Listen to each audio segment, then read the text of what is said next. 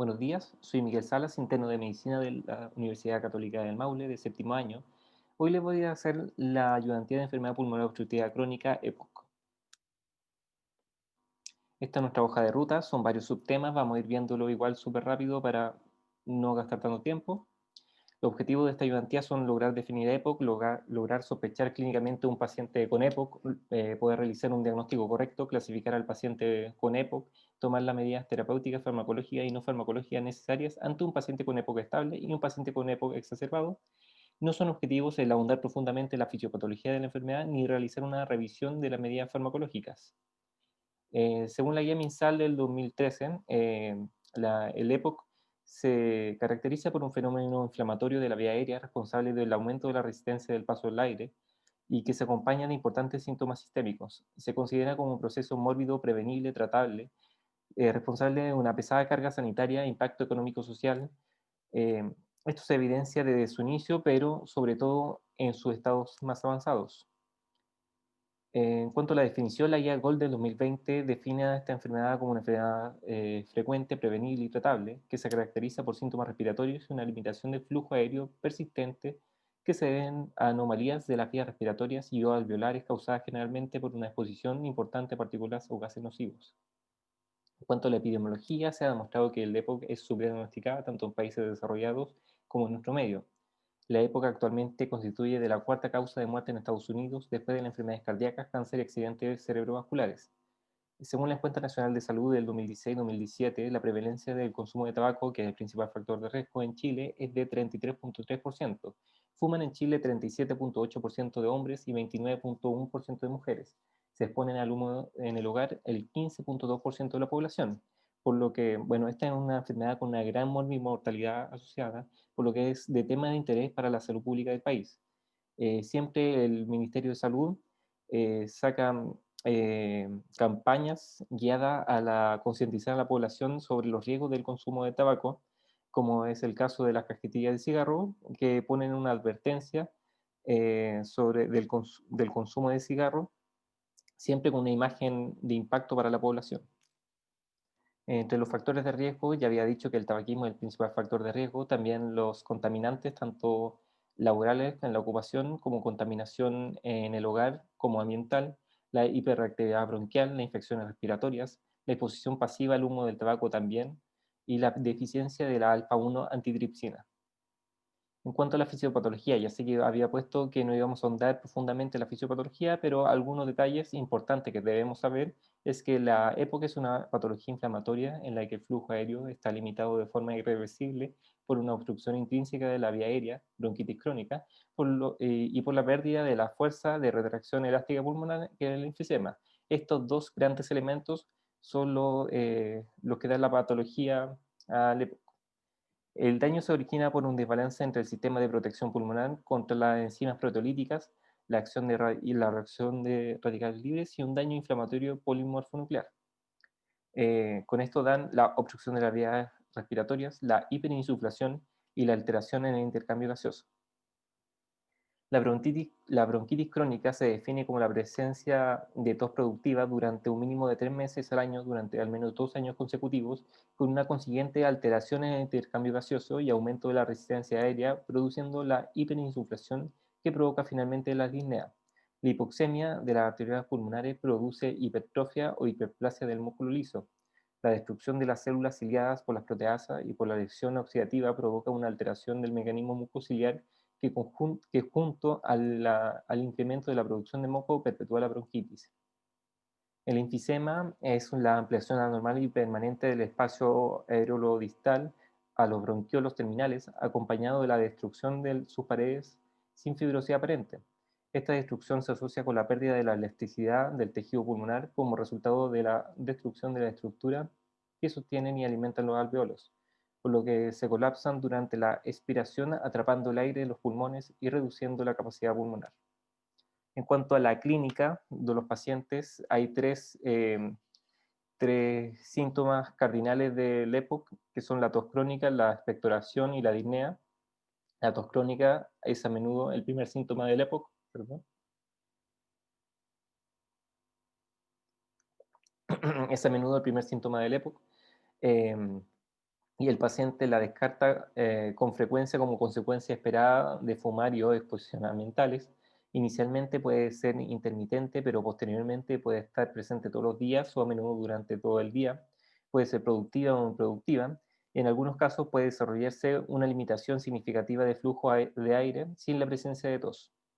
La expectoración, la producción regular de desputo durante 3 o más meses en 2 años consecutivos, en ausencia de cualquier otra condición que pueda explicarlo, es la definición clásica de bronquitis crónica, como ya lo hemos dicho. Pero esta es una definición algo arbitraria que no refleja el rango completo de producción del esputo que ocurre en la época. La producción de esputo puede ser intermitente con periodos de exacerbación intercalados con periodos de remisión. Los pacientes productores de gran volúmenes de esputo pueden tener bronquiectasias subyacentes. La presencia de esputo purulento refleja un aumento en los mediadores inflamatorios y su desarrollo puede identificar la aparición de una exacerbación bacteriana. La disnea es el síntoma cardinal de la EPOC. Es causa importante de discapacidad y la ansiedad asociados. Describen su disnea como una sensación de mayor esfuerzo para respirar, pesadez en el pecho, jadeo. Sin embargo, los términos pueden variar individual o culturalmente. En cuanto al examen físico, vamos a encontrar pacientes con signos de tabaquismo activo, como en el caso de los de tinte de nicotina en uña y dedos, prolongación de la fase expiratoria, sibilancia, cianosis central, tórax centónil, que es un tórax de una configuración con un aumento del diámetro anteroposterior, respiración rápida y superficial, uso de musculatura accesoria, frecuencia respiratoria aumentada.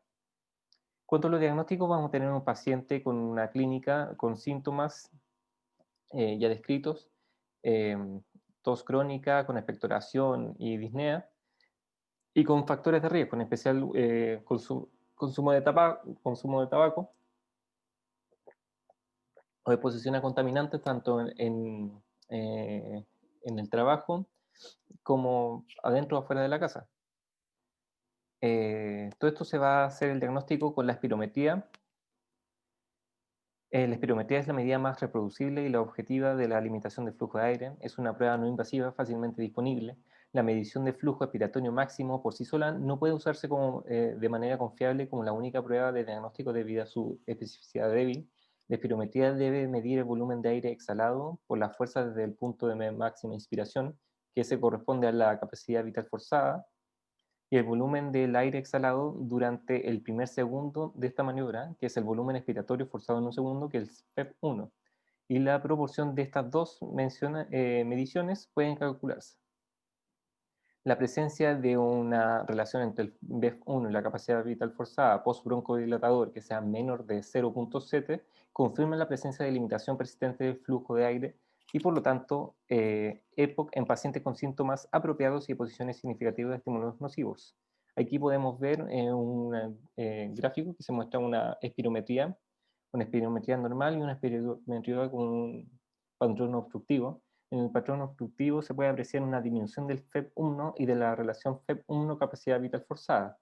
Puede tener una capacidad vital forzada normal también los pacientes con EPOC. El patrón obstructivo ese es ese que se describe ahí.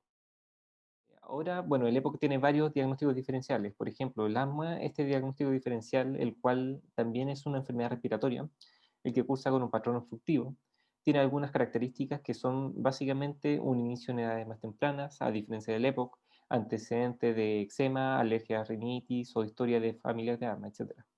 También hay diagnósticos diferenciales pulmonares como la bronquiectasia, tuberculosis, bronquiolitis obliterante, panbronquiolitis difusa, etc. Así como también hay diagnósticos diferenciales extrapulmonares. El más importante es la insuficiencia cardíaca crónica congestiva. En cuanto a los exámenes complementarios, las imágenes, una radiografía de tórax no es útil para establecer un diagnóstico de época, pero es valiosa para excluir diagnósticos alternativos y establecer la presencia de comorbilidades concomitantes significativas, como comorbilidades respiratorias, como fibrosis pulmonar, bronquiectasia, enfermedades pleurales, esqueléticas como cifoescoliosis, cardíacas como cardiomegalia. Los cambios radiológicos asociados con la época incluyen signos de aplanamiento de diafragmas, aumento del espacio aéreo retroesternal, horizontalización de las costillas, es decir, signos que son de atrapamiento de aire intrapulmonar. En cuanto a la tomografía computarizada de tórax, no se recomienda de manera rutinaria, excepto para la detección de bronquiectasias y de pacientes con EPOC que cumplen los criterios para una evaluación de riesgo de cáncer de pulmón. La tomografía computarizada puede ser útil en el diagnóstico diferencial donde hay enfermedades concomitantes. En cuanto a los exámenes de laboratorio, estos no son tampoco de rutina. Los gases en sangre arterial solo se solicita en pacientes cuyo BEF1 es menor de 50% o que con cualquier nivel de BEF1 tiene signos de insuficiencia respiratoria o cardíaca derecha. No es condición sine qua non en un paciente con EPOC solicitar gases de sangre arterial. La alfa-1 antitripsina se debe solicitar en estudios de déficit de la alfa-1 antitripsina solo en pacientes en quienes se sospecha EPOC en edades tempranas de la vida o cuya historia familiar es sugerente. Sin estas características, el estudio no tiene beneficio. Y el hemograma es frecuente encontrar policistemia con hematocrito más del 55% en pacientes con hipoxemia, sobre todo si continúan fumando. La anemia es prevalente e indica mal pronóstico en pacientes con oxigenoterapia crónica. En cuanto a la clasificación, hay distintos sistemas de clasificación. El primero es la gravedad de la limitación del flujo de aire, la realización de una espirometría en un paciente después de la inhalación de un broncodilatador. En función del resultado de este examen se determina la gravedad de la obstrucción. Esto se da por la BEF1. La clasificación es GOL1, GOL2, 3 y 4. Y este da GOL1, un EPOC leve, con una BEF1 más del 80%, GOL2 un EPOC moderado, una BEF1 entre el 50 y 80%, GOL3 un EPOC severo, con una BEF1 entre 30 y 50%, una GOL4 un EPOC muy severo, con una BEF1 menos del 30%. También está el sistema de clasificación para evaluar los síntomas del paciente. De esta está la escala de evaluación de la disnea modificada en MRC, que se puede utilizar para tener en cuenta, solo sirve para las disneas, lo divide en grados, del grado 0 al 4. También está otro sistema de clasificación que es el CAT, que es el que más se usa en el sistema de salud, que un resultado más de 10 indica una alta intensidad de síntomas, y también está el CCQ, que un resultado más de 1 a 1.5 indica alta intensidad de los síntomas. Este es el CAT. Está también la clasificación de una evaluación general del paciente. Vamos a tener un paciente con una confirmación diagnóstica por espirometría, con una evaluación de su limitación de flujo de aéreo, que eso está dado ya por la BEF1. Y vamos a tener la evaluación de los síntomas y de los riesgos de exacerbación. La exacerbación del EPOC se define como un empeoramiento agudo de los síntomas respiratorios que dan como resultado un tratamiento adicional. Estos eventos se clasifican en leves si son tratados solo con SABA, moderados tratados con SABA más antibióticos y o corticosteroides orales, y grave, el paciente requiere hospitalización. También pueden estar asociados con insuficiencia respiratoria aguda. El deterioro de la limitación de flujo aéreo se asocia con una mayor prevalencia de exacerbaciones, hospitalización y riesgo de muerte. Teniendo eso en cuenta, vamos a clasificar el paciente en los distintos grupos A, B, C, D, según la sintomatología que tengan y si ha presentado exacerbaciones moderadas o severas, y si ha tenido o no algún ingreso hospitalario por una exacerbación. En cuanto al tratamiento, los objetivos del tratamiento es reducir los síntomas y el riesgo y la gravedad de las exacerbaciones, así como mejorar el estado de salud y la tolerancia al ejercicio de los pacientes con EPOC. La mayoría de los medicamentos se inhalan, por lo que la técnica de inhalación adecuada es muy relevante. Es crucial para que las personas con EPOC comprendan la naturaleza de la enfermedad, los factores de riesgo para su progresión y el papel que ellos y sus trabajadores de la salud deben desempeñar para lograr un manejo óptimo y resultados de salud. En cuanto al tratamiento, aquí se puede ver un esquema que muestra tanto el diagnóstico, la evaluación inicial, que en este caso ya habríamos hecho con la clasificación del EP, y el manejo inicial. La farmacoterapia inicial debe basarse en el grupo GOL del paciente, si es GOL A, B, C, D. Se debe ofrecer a los pacientes orientación sobre el autocontrol de la disnea, la conservación de la energía y el manejo del estrés, y se les debe proporcionar un plan de acción escrito. En cuanto a las medidas no farmacológicas, está la educación del paciente, identificar y reducir la exposición de los factores de riesgo, realizar una consultoría del tabaco, contaminación del aire interior-exterior, exposiciones ocupacionales. También está la vacunación contra la influenza, ingreso a programa de rehabilitación respiratoria, apoyo nutricional, debido a que muchas veces estos pacientes están desnutridos, ingreso a programa ERA, notificación y constancia GES.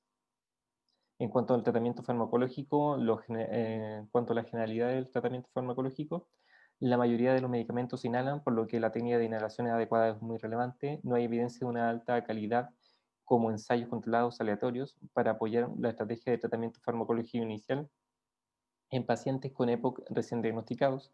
Estudios han demostrado que el tratamiento inicial de EPOC con un eh, corticoide inhalado más LAVA es más efectivo que el tratamiento con un LAMA en pacientes con exacerbaciones previas y eosinófilos en sangre más de 300.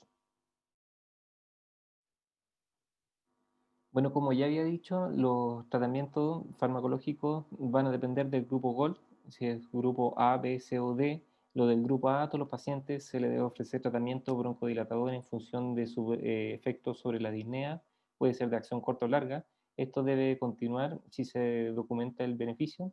Lo del grupo B, la terapia inicial debe consistir en un broncodilatador de acción prolongada, pues son superior a los de acción corta. No hay evidencia para recomendar una clase de broncodilatador de acción prolongada sobre otra para el alivio inicial de los síntomas en este grupo de pacientes. La elección debe depender de la percepción del paciente del alivio de los síntomas. Para pacientes con disnea severa se puede considerar terapia inicial con dos broncodilatadores. Es probable que tengan comorbilidades que pueden aumentar su sintomatología e impactar su pronóstico, por lo que deben investigarse. Los del grupo C, la terapia inicial debe consistir en un solo broncodilatador de acción prolongada. Se recomienda comenzar con la terapia con un LAMA en este grupo. En el grupo D, en general, la terapia puede iniciarse con un LAMA, ya que tiene efectos tanto en disnea como en exacerbaciones. Para pacientes con síntomas más severos, especialmente una mayor disnea y una limitación del ejercicio, se puede ocupar un LAMA más un LAVA. Se puede elegir como un tratamiento inicial. La terapia inicial con LAVA con corticoide inhalado puede ser la primera opción, ya que tiene una mayor probabilidad de reducir exacerbaciones de pacientes con recuento sanguíneo de eosinófilos más de 300. También el LAVA con corticoides inhalados se puede indicar en pacientes con EPOC con antecedentes de asma. Los corticoides inhalados pueden causar efectos secundarios como la neumonía, por lo que debe usarse como terapia inicial solo después de que hayan sido considerados como posibles beneficios clínicos versus los riesgos. Bueno, en esta diapositiva les puse un listado de fármacos, tanto beta-adrenérgicos de corta y larga duración, como anticolinérgicos, corticoide inhalado. Como pueden observar, existen fármacos en el listado que no están disponibles en el servicio público, por lo que las opciones que tendremos serán limitadas en verdad. En cuanto, bueno, este es un algoritmo de seguimiento del tratamiento farmacológico. Se puede aplicar a cualquier paciente que esté tomando tratamiento de mantención independiente del grupo GOLD. Eh, Se debe evaluar la necesidad de tratar principalmente la disnea o prevenir las exacerbaciones. El manejo farmacológico de seguimiento debe guiarse por los principios de la primera evaluación, luego ajustar si es necesario. Hay que revisar los síntomas, en especial la disnea y el riesgo de exacerbación. También evaluar la técnica y adherencia del inhalador y el papel de los enfoques no farmacológicos.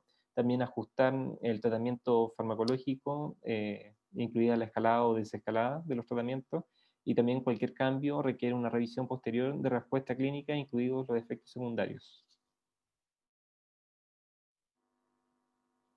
Bueno, ya vimos el diagnóstico y manejo de un paciente con una época estable, ahora con un paciente con una época exacerbado. Las exacerbaciones constituyen la causa más frecuente de visitas médicas, hospitalización y muerte de los pacientes con EPOC.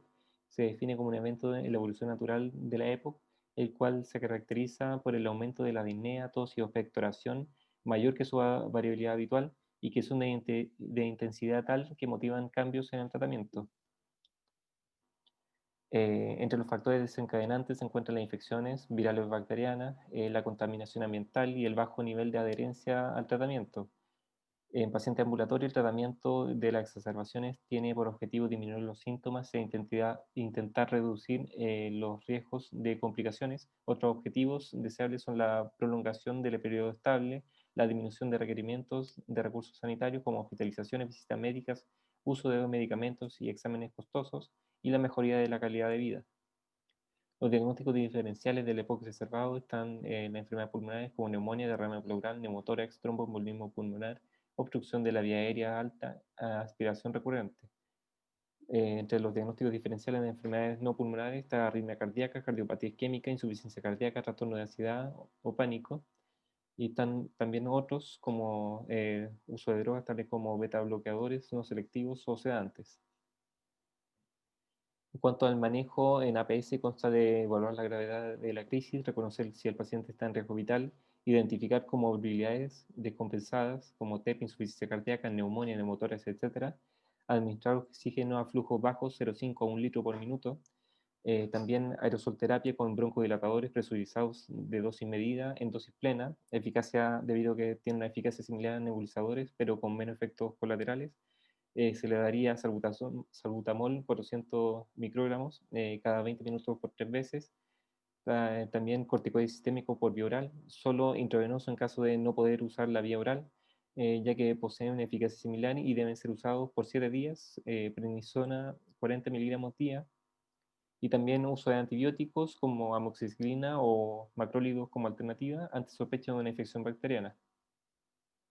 La observación en la consulta debe mantenerse durante al menos 2 horas hasta demostrar la respuesta terapéutica o la indicación de hospitalización. En caso de respuesta favorable en el manejo de la exacerbación se debe entregar indicaciones terapéuticas por escrito, incluyendo esteroides orales, revisar y educar en la técnica de inhalación, referir a control médico identificando el lugar de destino, asegurar la disponibilidad de los medicamentos. En cuanto a los criterios de hospitalización, son los siguientes: pacientes sin capacidad de autocuidado, disnea intensa con MRC4 a pesar de la terapia, disnea grave que no mejora con tratamiento óptimo, fracaso de tratamiento ambulatorio, comorbilidades importantes como neumonía, arritmias, insuficiencia cardíaca congestiva, diabetes mellitus decompensada, insuficiencia renal e insuficiencia hepática, antecedente de 3 o más exacerbaciones, hospitalizaciones en el último año, taquipnea con una frecuencia respiratoria mayor a 30, estado de conciencia alterado, uso de músculos accesorios, respiración paradójica, inestabilidad hemodinámica, aumento de edema periférico, hipoxemia e hipercapnia progresiva. Y en cuanto al manejo en paciente hospitalizado, se suspende el tratamiento regular del paciente y se inicia el tratamiento con broncodilatadores de acción corta, salbutamol, ipatropio o combinación, en aerosol o nebulización, iniciar antibióticos intravenosos considerando los patrones de resistencia locales, iniciar esteroides sistémicos, prednisona vía oral, 30-40 miligramos día por 7 a 14 días o su equivalente, oxigenoterapia cuando el paciente presenta una saturación de oxígeno menor de 90% o una PaO2 menor de 60. Iniciar la ventilación mecánica no invasiva en pacientes con falla respiratoria hipercápnica que no responden a la terapia convencional, y en pacientes con enfermedad grave o que no responden a la ventilación mecánica no invasiva deben intubarse e iniciar ventilación mecánica invasiva.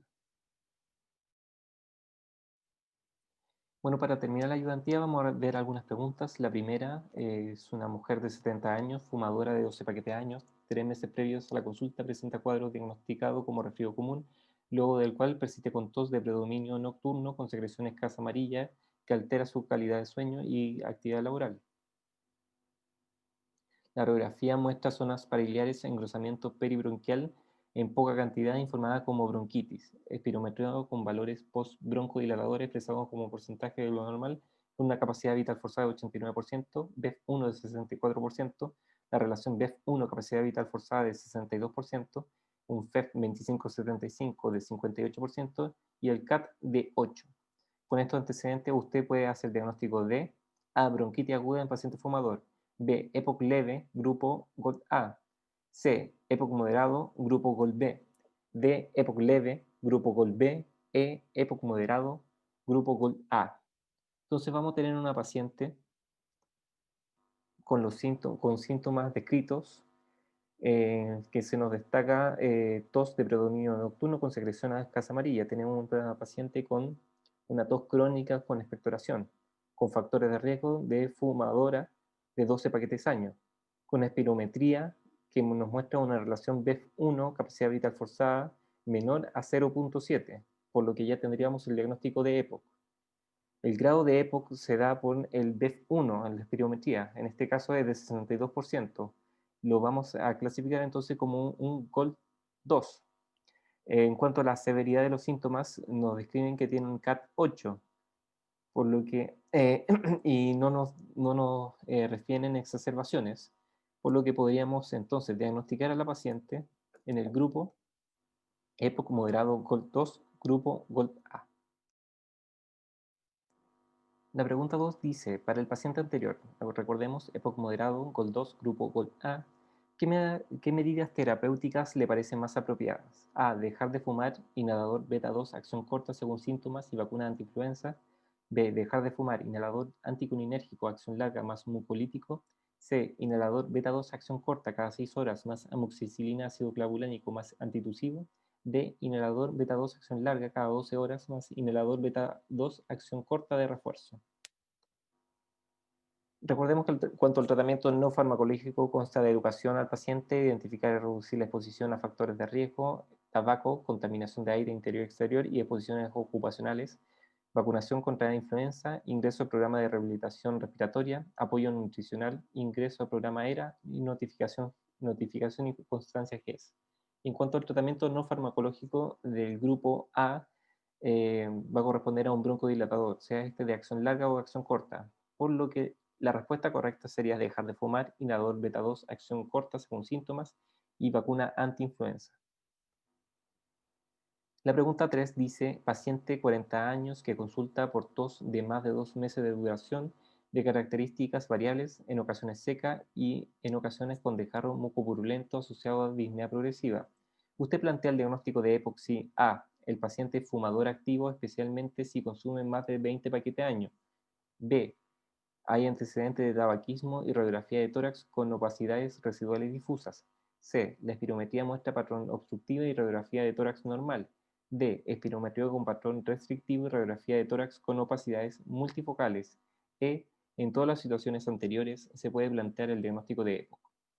Recordemos que el diagnóstico de EPOC se da por paciente con los síntomas, tos con expectoración y disnea, los factores de riesgo, tabaquismo en especial, contaminaciones tanto intra o fuera de la casa, y esto confirmado por una espirometría, y la espirometría que muestra un patrón obstructivo. El patrón obstructivo de la espirometría consta de una relación FEP1, capacidad vital forzada menor de 0.7, reducida, y una FEP1 también disminuida con una capacidad vital forzada que puede estar o no disminuida.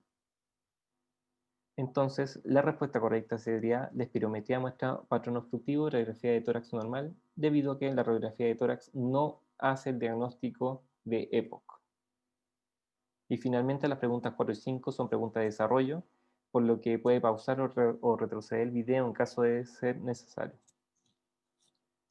Está usted trabajando en un CEFAM de una localidad de la región del Maule, le consulta la siguiente paciente. María Rojas, 57 años, temporera. Motivo de consulta, dificultad respiratoria. A la anamnesis próxima refiere disnea de esfuerzo moderado de 2 años de evolución, que en los últimos meses se ha incrementado. Actualmente tiene disnea al caminar 3 cuadras. Presenta tos intermitente hace 7 meses de predominio matinal y en ocasiones con esputo de color amarillento. Niega anginas, palpitaciones, ortornea, disnea paroxística nocturna, edema de extremidades inferiores, baja de peso ni fiebre. En cuanto a la anamnesis remota, tiene antecedentes médicos de hipertensión en tratamiento con enalapril 10 miligramos al día. Antecedentes quirúrgicos no tiene. Cuanto a los hábitos, tabaco 20 cigarros al día hace 35 años. Alcohol niega, calefacción con brasero desde la infancia. Antecedentes familiares, no recuerda enfermedades de padres. Al examen físico, bien hidratada y perfundida sin apremio respiratorio. La presión arterial 125/82, frecuencia cardíaca 90, frecuencia respiratoria 19, temperatura 36,5 y MC 23. Cabeza y cuello sin hallazgos, tórax simétrico, sin uso de musculatura accesoria, con aumento de diámetro anteroposterior. Al examen cardíaco, ruido regular en 2 tiempos, sin soplo pulmonar, con un murmullo pulmonar positivo, sibilancias bilaterales, expiratorias, rocus aislados en hemicampo izquierdo. Al abdomen blando, depresible, indoloro, sin masa, ruido hidroaéreos normales. Extremidades sin edemas ni signo de trombosis venosa profunda. La espirometría es la siguiente. Entonces las preguntas son los diagnósticos de la paciente y las indicaciones. Recuerdo que puede pausar o retroceder el video en caso de ser necesario. Las respuestas que yo puse fueron EPOC moderado, grupo COL B, por la clínica de tos con expectoración de larga evolución, disnea del antecedente de hábito tabáquico crónico y exposición a biomasas, por la espirometría con patrón obstructivo sin cambio significativo post-broncodilatador. Lo clasificaría como GOLD 2 debido a su BEF1 entre 80 y 50. Grupo B, ya que no hay historia de exacerbaciones moderadas graves en el último año, estaría con un MMRC grado 3 por la disnea luego de caminar 3 cuadras. También tiene como diagnóstico la hipertensión y el hábito tabáquico crónico activo. En cuanto a las indicaciones, le dejaría, bueno, primero que nada, educar sobre la enfermedad y factores de riesgo para la progresión y síntomas de exacerbación, educar en hábitos de vida saludable, la importancia del ejercicio en su patología, educar en técnica inhalatoria e importancia de esta, educar en importancia de adherencia de tratamiento, suspender tabaco idealmente y ofrecer ayuda en caso de que desee dejarlo, mantener casa ventilada, evitar calefacción con brasero, vacunación contra influenza, educar estilo de vida saludable y ejercicio.